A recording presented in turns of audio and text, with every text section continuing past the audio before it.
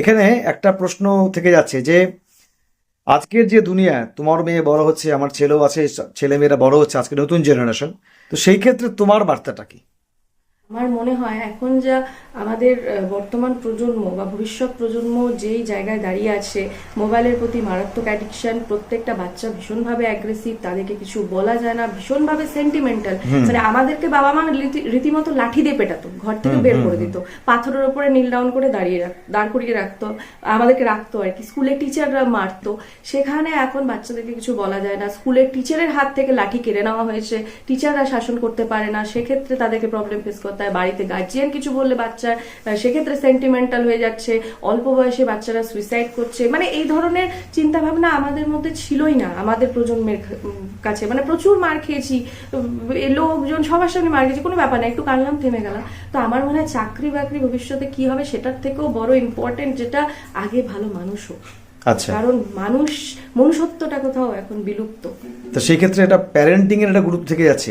অবশ্যই প্যারেন্টিং এর সমস্যা হচ্ছে, সব বাবা মাই আজকাল ব্যস্ত, সবাই জব করে, করতেই হবে, যুগের সঙ্গে তাল মিলিয়ে চাকরি করতেই হবে, কাজ করতেই হবে।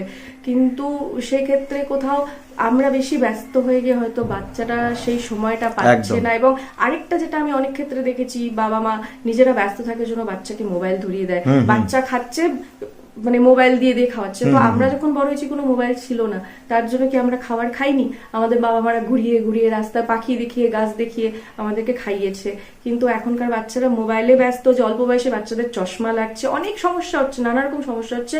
ওরা মোবাইলের খারাপ জিনিসগুলোর প্রতি বেশি অ্যাট্রাক্ট হচ্ছে, ভালো জিনিস কিছু নিচ্ছে না।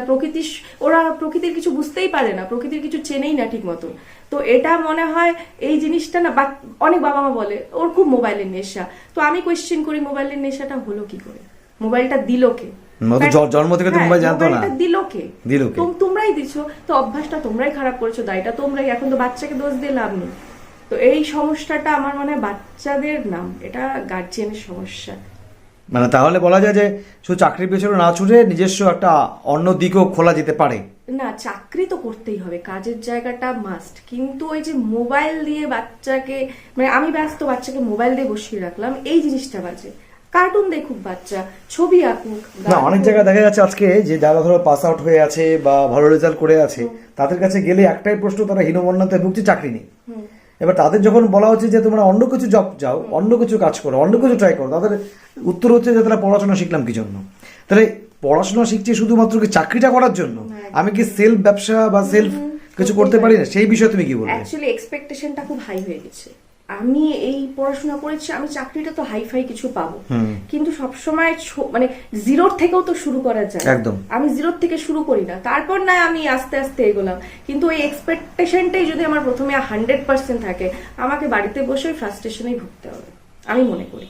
কারণ কাজের কোনো ছোট বড় হয় না, কাজের কোনো ছোট বড় হয় না, সব কাজই সমানভাবে আর কি ভ্যালুয়েবল। সঞ্চালিকা, গায়িকা, আর হচ্ছে বিউটিশিয়ান, মানে সাজসজ্জা, রিয়া কোন জায়গায় বেশি স্বাচ্ছন্দ্য? আমার সবগুলো কাজই পছন্দের, কিন্তু সবচেয়ে স্বাচ্ছন্দ্যের সঙ্গে আমি করি অ্যাঙ্কারিং। অ্যাঙ্কারিং আমার পছন্দের কাজ, মানে ওই যে বললাম ক্যামেরাটা আমার ভীষণ ভালো লাগে, ক্যামেরার কাজটা, নিউজ পড়াটা এখন আর হয় না, কিন্তু ওই স্বাদটা আমি কোথাও গিয়ে স্টেজে অ্যাঙ্কারিং করতে গিয়ে পাই। তো সেই কারণে আমার খুব পছন্দের কাজ। আমি অভিনয়ও করতাম, নাটক, দীর্ঘদিন নাটক করেছি। কোথায় নাটক করেছো?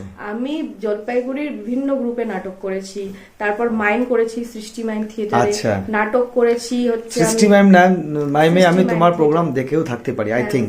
সৃষ্টি মাইম থিয়েটারে সভ্যদার সঙ্গে আমি দেখেছি, আই থিংক করেছি। তারপর রূপায়ণে নাটক করেছি, ভাইদা, হ্যাঁ ভাই কাকুর ওখানে।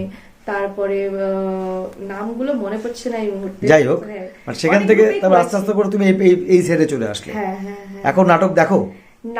সময়টা একদমই হয় না, ওই যে কাজের বাইরে আমার মেয়ে আছে, মনে হয় বাড়িতে ঢুকে তখন মেয়েকে পড়াই, বিকজ আমারও একই সমস্যা, কাজের চাপ থাকে, সেভাবে ওকে পড়ানো হয় না। লেখা দিয়ে রাখি, বাড়িতে সেগুলো চেক করাটাও বড় কাজ। তো সেই কারণে এই সমস্ত আর যাওয়া হয়। গল্পের বই পড়ো? না, একদম সময় হয় না, বাড়িতে ঢুকে মনে হয় তখন মেয়েকে গান করাই, মেয়েকে পড়াই। আচ্ছা, ছোট্ট একটা র্যাপিড ফায়ার করি, সেটা হচ্ছে যে তোমার পছন্দ অপছন্দ। বেস্ট নায়ক বাংলা? বেস্ট নায়ক বাংলা হচ্ছে অনির্বাণ। অনির্বাণ, আচ্ছা। আমার একটু ভুলে যাওয়া রোগ আছে। আর বেস্ট নায়িকা বাংলা? বেস্ট নায়িকা বাংলা আমার খুব ভালো লাগে ওই শাইনি শাইনির শাইনি। আমার খুব ভালো আচ্ছা ভীষণ নাকি? natural। আচ্ছা, আর বেস্ট নায়ক বলিউড?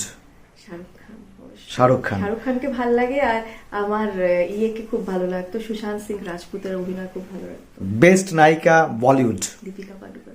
দীপিকা পাডুকোন। বেস্ট গায়ক? সোনু নিগম। গায়িকা? শ্রেয়া ঘোষাল। আচ্ছা, বেস্ট ফিল্ম এভার এখন অব্দি যে যতটুকু সিনেমা তুমি দেখেছো তার মধ্যে? ক্যা হি প্যারে, খুব ভালো লাগে। আচ্ছা, বিভিন্ন কর্পোরেট দুনিয়ায় যখন অ্যাঙ্কারিং করতে যাও তুমি, সেটা সম্পূর্ণ আলাদা, কারণ অ্যাঙ্কারিং বলতে আমরা যেটা বুঝি চিরাচরিত রবীন্দ্রনাথ মানে নজরুল মানে এই বিষয়গুলো থেকে যাচ্ছে। অ্যাঙ্কারিং বলতে সেটাকে বোঝো না। কর্পোরেট দুনিয়ায় অ্যাঙ্কারিংটা করার পদ্ধতিটা যদি সংক্ষেপে একটু বলো, কিভাবে করো? ওখানে অ্যাঙ্কারিং করা মানে কমার্শিয়াল প্রোগ্রাম, ওদের অ্যাডভার্টাইজমেন্টটা ভীষণ ভাবে করতে হয়, তারপর ওদেরকে বুস্ট আপ করতে হয়, মানে সবসময় ওদের কথা সবাই যেন এন্টারটেনমেন্ট, ফুল এন্টারটেনমেন্ট করে রাখে। আচ্ছা। মানে এটা কর্পোরেটের যারা হেড, যারা আমাকে টোটাল ব্যাপারটা ব্রিফ করে, তার যে অডিয়েন্স যেন বোর না হয়, অডিয়েন্স যেন বোর না হয়, তাদেরকে ফুললি এন্টারটেনমেন্ট করে রাখতে হবে। আপনি আপনার মতন যেভাবে শায়রি হবে, এই আচ্ছা। কুইজ করবেন, এটা করবেন, ওটা করবেন করে আপনি এন্টারটেনটা ফুললি এন্টারটেনমেন্ট। তাহলে এই যে এই শায়রিগুলো বা অমুকগুলো এগুলো পড়ো নাকি মনে আছে আপাতত? না টুকটাক না করে? আছে, মানে এই শারীরিক চর্চাটা আমি করতাম, তো শারীরিক চর্চা করতে? আচ্ছা। করতাম, এটা আমার ভালো লাগে। ইউটিউব এটা ইউটিউব ঘেটে ঘেটে? ইউটিউব ঘেটে ঘেটে শারীরিক চর্চাটা করতাম, এখনো করি আমি, আচ্ছা। স্টিল করি। কিন্তু মানে আমার এটাই আর কি ভালো লাগে, ইউটিউবে যদি আমি কিছু দেখি, আমি যত না গান শুনি, আমি শারীরিক চর্চা করি, শারীরিক খুব শুনি।